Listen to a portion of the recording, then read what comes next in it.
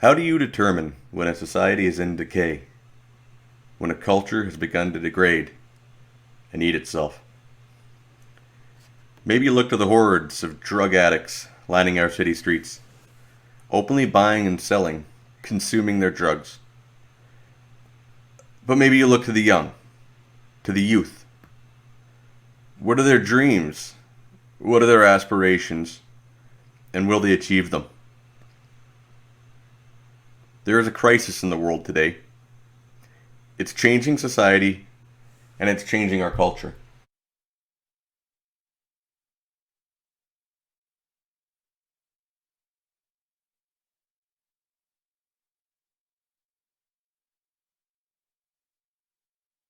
You can't have an arrangement if there's no sex.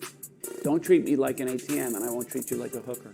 I want to have a connection with this woman, and if she wants to participate in a finer life, I don't mind that because I think that's part of the deal. What do you say for a society that is actively encouraging its youth to sell their bodies and engage in sex work as a form of liberation? Selling sex work is something virtuous. Our youth are being taken advantage of. They're being used, lied to. And the sugar babies aren't the only victims. Here you see an article from the CBC, Canadian Broadcasting Corporation, taxpayer funded. Headline: Sugar dating can be a powerful lure for cash-strapped college students. And over here in Vancouver is awesome. Two women explain what it's like to be a sugar baby in Vancouver. They're selling this. They want people to do this. Let's take a look at the article from the CBC and find out what exactly is happening. Reading from the CBC article. It's an arrangement. It's a form of networking. It's definitely not cash for sex, the website says. Instead, it's a mutually beneficial relationship. What is sugar dating exactly? Secrets of Sugar Baby Dating, a new documentary presented by The Passionate Eye, explores online platforms aiming to connect high net worth individuals and young, attractive people. To stay on the right side of the law, the sites often say that they prohibit prostitution and escorting. The very nature of a so-called sugar arrangement, however, brings together the worlds of money and intimacy, opening up a gray area between dating and the sex world that can lure young people into financially precarious situations. And sometimes those people are cash-strapped students. Sugar dating at Canadian universities. One such website specifically markets to teens and young adults in college. Seeking Arrangement has dedicated a section of its website to Sugar Baby University, positioning sugar dating as fun, a lucrative way to avoid student debt and boost career opportunities. The Canadian version of the platform claims that more than 300,000 Canadian students use its service to meet sugar daddies or sugar mommies. One UK student talks about the temptation of sugar dating. According to Seeking Arrangements, the University of Toronto, York University, the University of Waterloo, McGill University, and Carleton University are the top 5 fastest growing sugar baby schools of 2019. What is sugar dating?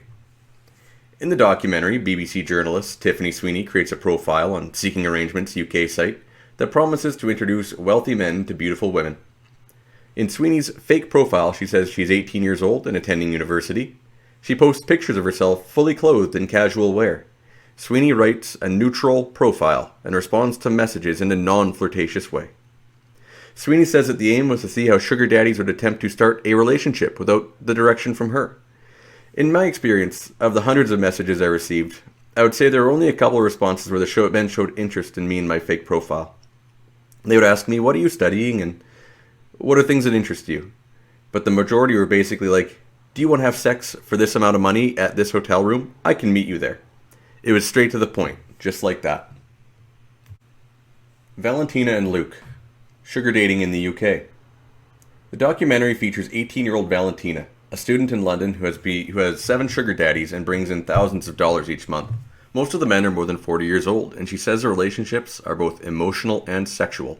I maintain the relationship with these men, Valentina says in the film. It's similar to other forms of dating, she explains, except she is being financially supported.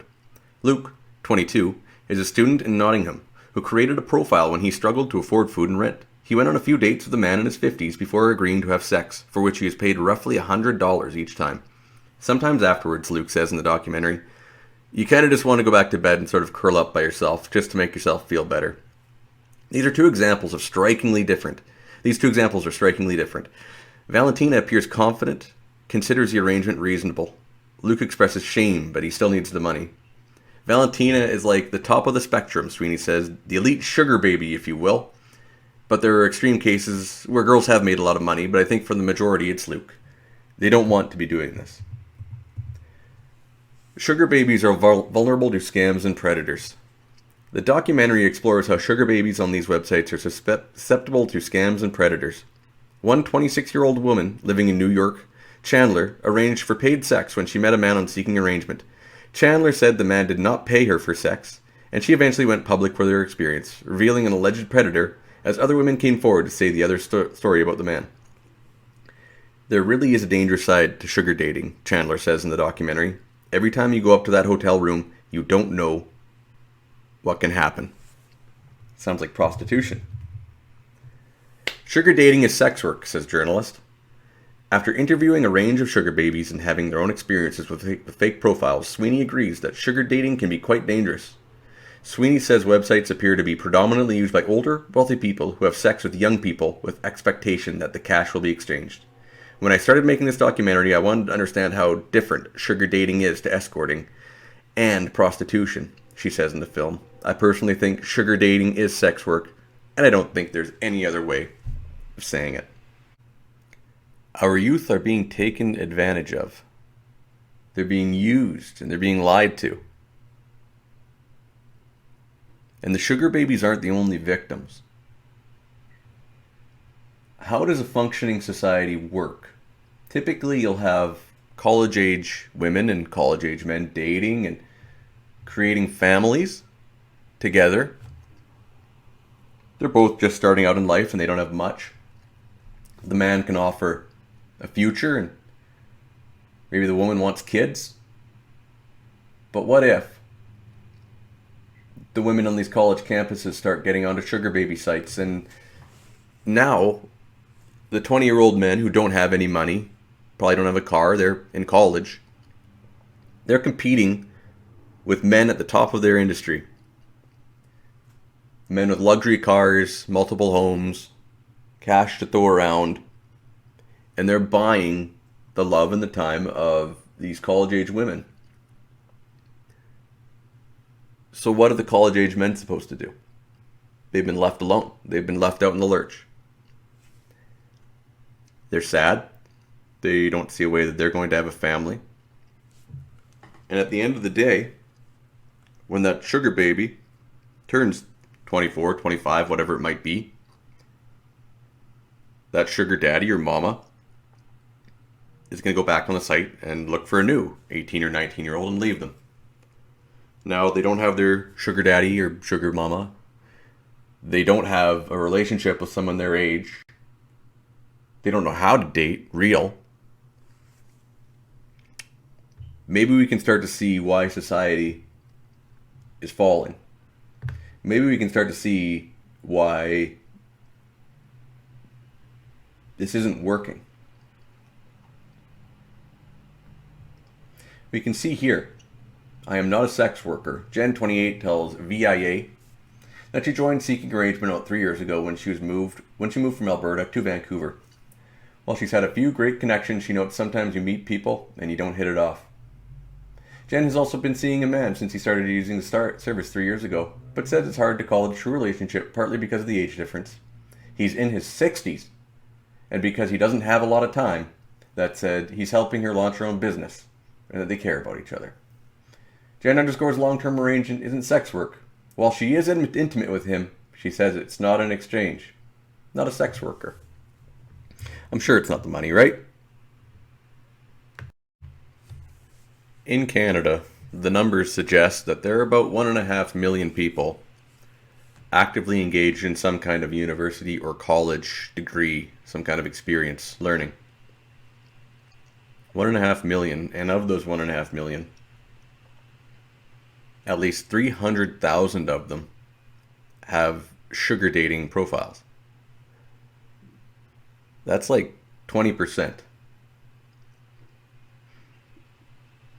of young people in college doing away with any kind of regular intimacy or relationships and selling themselves. It can be dangerous. And I do wonder if the parents know that's the college experience that they're paying for.